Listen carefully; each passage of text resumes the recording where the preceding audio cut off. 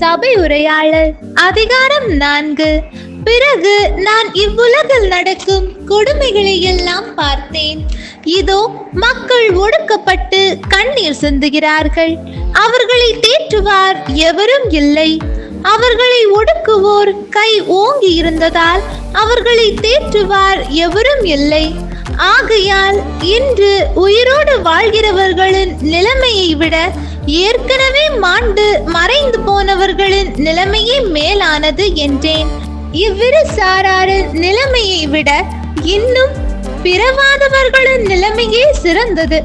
ஏனெனில் அவர்கள் இவ்வுலகில் நடக்கும் கொடும் செயல்களை பார்க்கும் நிலையில் இல்லை. மனிதர் ஏன் இவ்வளவு பாடுபட்டு உழைக்கின்றனர் என்பதையும் கண்டறிந்தேன். இதற்கு காரணம் மனிதரிடையே காணப்படும் போட்டி மனப்பான்மையாகும். இது வீண் செயல். காற்றை பிடிக்க முயல்வதற்கு ஒப்பாகும்.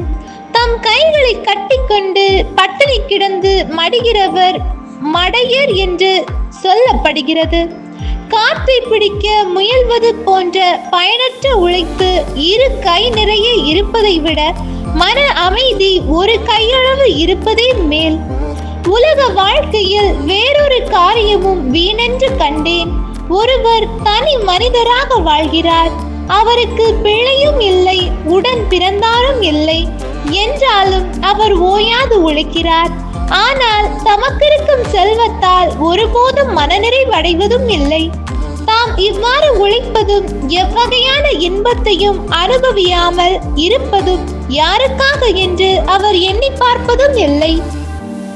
இது வீணானதும் வருந்தத்தக்கதுமான வாழ்க்கை என்றோ.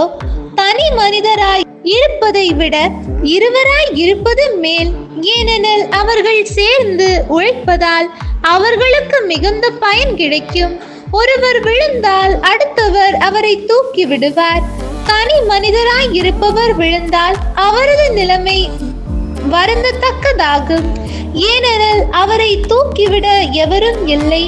குளிரை முன்னிட்டு இருவர் ஒன்றாய் படுத்து சுடு உண்டாக்கி கொள்ளலாம்.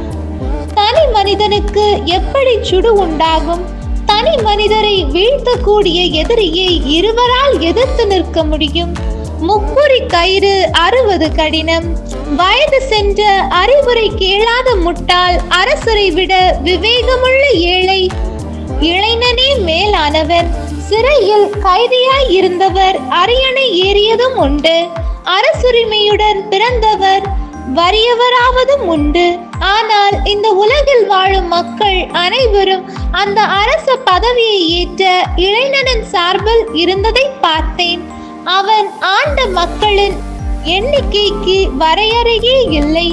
அவன் காலத்திற்கு பின் வந்த மக்களோ அவனில் மனநிறைவடையவில்லை.